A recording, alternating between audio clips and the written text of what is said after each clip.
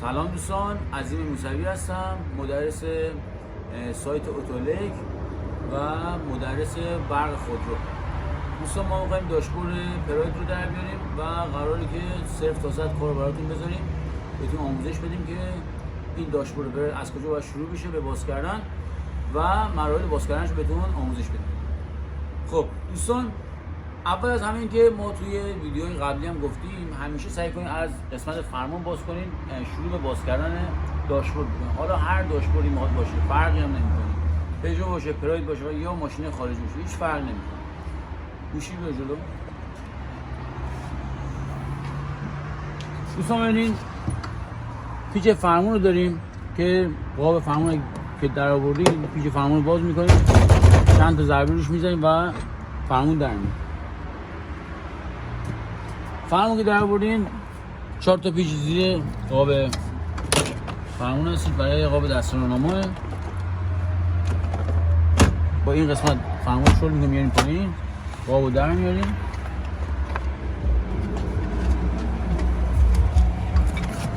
قاب که در آوردین این قسمت پیشی به جلو عشان معلوم باشه. پیچ مورد قاب دستورالنامه رو داریم، بازکردن سوکت داره.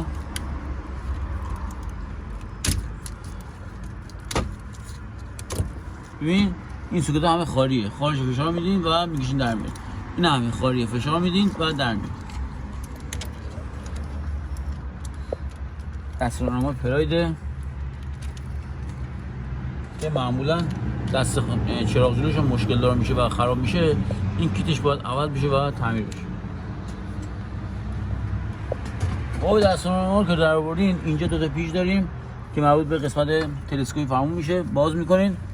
یه دونه پیچ این قسمت زیر داریم، میشی به زیر، این قسمت زیر داریم، باز میکنیم. حالا ما باز کردیم پیچو، یه دونه پیچ اینجا قسمت داریم و یه دونه بالا داریم که این حالا هنوز باز نکردیم و باز کنیم.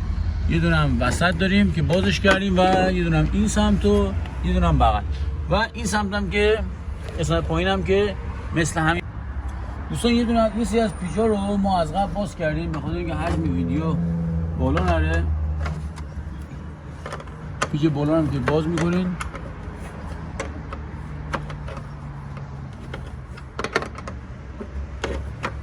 دوستان این پیچای بالا رو چون که معمولا با آچار نمیشه باز کرد، حتما باید با بوکسای ریز اینو باز کنین. یه رزوه 2 رزوه بازش میکنین و بقیه رو با آچار اینو باز میکنین.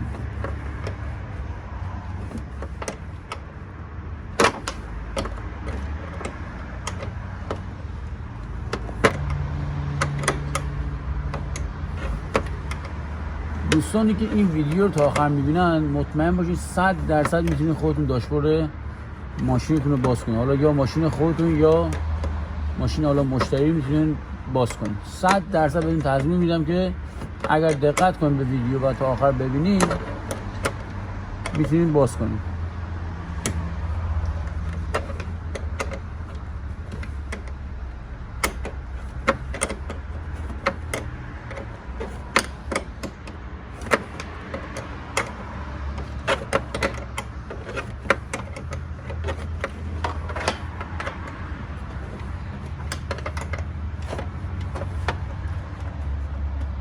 آموزم پیچه اون رو گذاشتی؟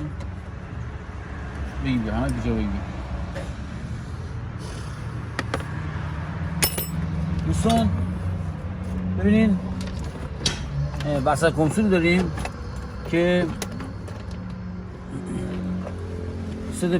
4 تا پیچ میخوره و شما باید 3 تا رو باز کنید. یکی این قسمته، یه دونه این قسمته، یه دونه هم این قسمت بالا. با این قسمت وسط کاری نداریم. 400 بدم.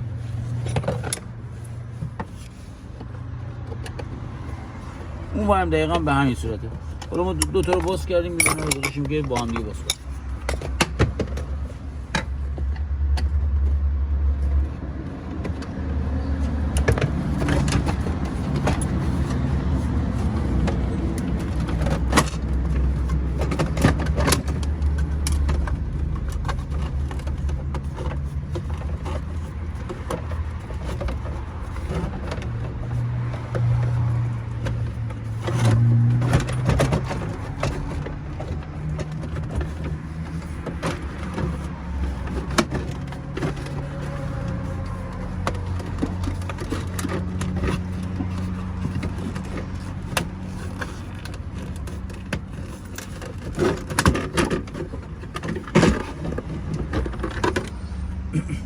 گوشت. خب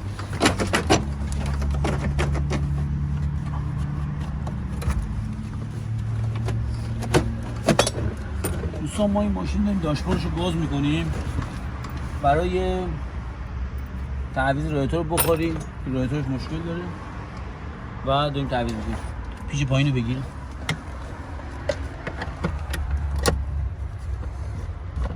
دو تا پیچ همین پایین داریم با پیچ 4 سویش کاری نداریم و پیچ 6 رو باز میکنیم.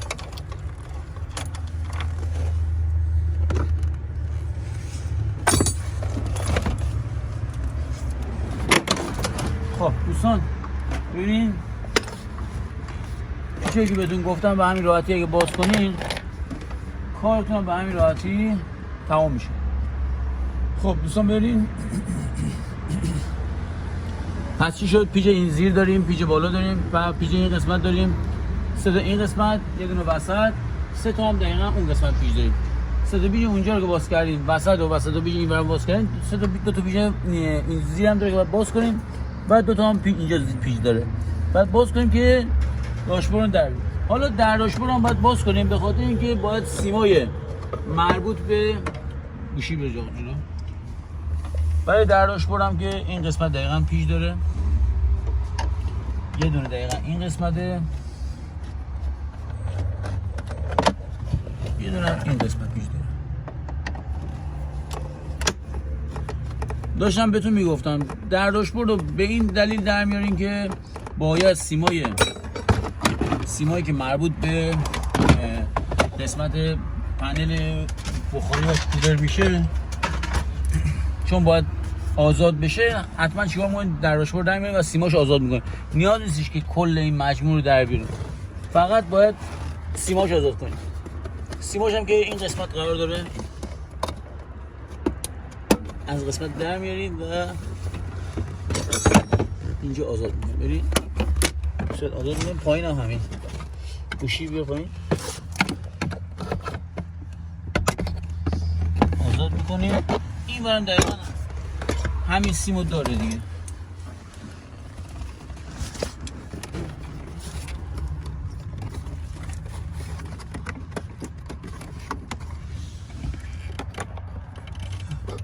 دوستان این سیم مربوط به دریچه گرم و سرد میشه و اون زیر گوشی برام و اون سیمی که این قسمت قرار داره مربوط به دریچه بالا پایین میشه و اون سیمی که اونجا در آوردیم مربوط به دریچه هوای بیرون میشه که باید سیمش آزاد بشه. خب دوستان این سیمایی که گفتم آزاد کردم و پیچا رو که باز کردیم داشبورد ما شل میشه.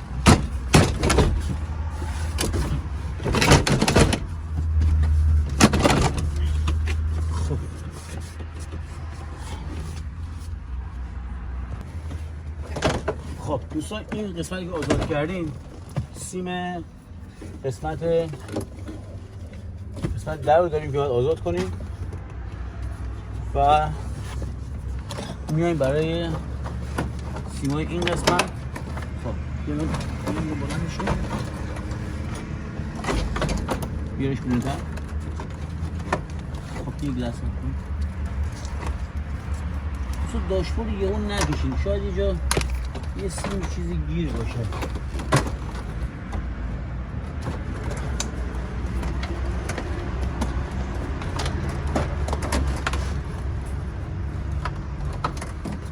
دو سیم این گوشی بیاریم و گوشی بده محسن قطع نشه. دو سیم این قسمت داریم که مربوط به AC کولر میشه که خالی باید در بیاد.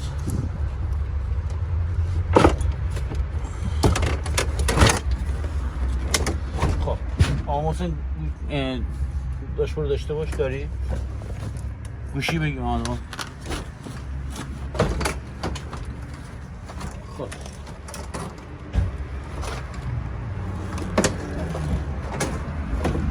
دوستان ببینیم دست سیم این قسمت الان گیره که دست سیم باید آزاد کنیم.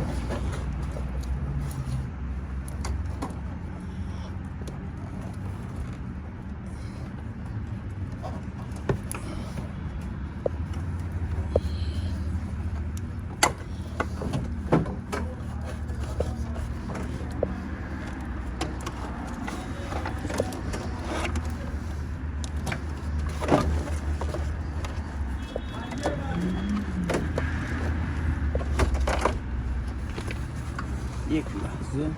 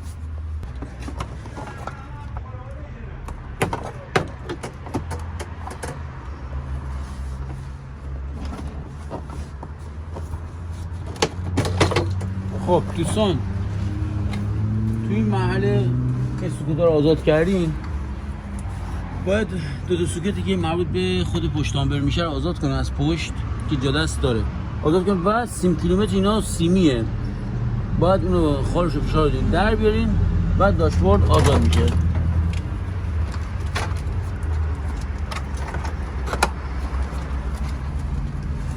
اینجا هم که یه سوکت دیگه داره، درش میاریم و داشبورد دارم. دوستان اینو سعی کنید که در نیارین، چون این باعث میشه که خود داشبورد ترک بر نداره، ولی اگه در بیارین باعث میشه که داشبورد ترک بیفته.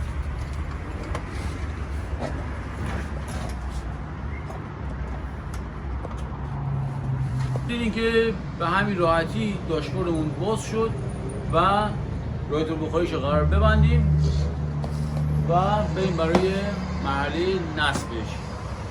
و مرحله نصب و بستن رادیاتور برای توی ویدیو دیگه هستش که این ویدیویی که تا آخر دیدین، ویدیو بعدی هم حتما ببینید که مراحل بستنش هم آموزش بدید. این ویدیو رو به دردتون خورد ذخیره‌اش کنین و برای دوستاتون بفرستین، کامنت بذارین و ما انرژی بگیریم. دوستان عزیز، نحوه باز کردن بخاری از تن خود ماشین به این صورته. ببین دوستان، 3 تا پیچ داره، 3 تا مهره داره، یه دونه اینجاست و 2 تا هم بغل پایینه، یه دونه هم اون سمته که زمانی که باز کردین عرض کنم خدمت شما که این بخاری از جاش در میاد. البته شلنگ اونور باید باز شده باشه، از جاش در میاد و شما میتونید رادیاتور بخاری عوض کنید و دوباره مجددا شروع کنید به بستن. ما الان رادیاتور بخاریش عوض کردیم و مشغولیم که بخوایم رادیاتور بخاریش بخوایم بخاری رو ببندیم و داشبورد رو جا بزنیم. تا آخر ویدیو همراه ما باشین تا نحوه بستن داشبورد رو یاد بگیریم.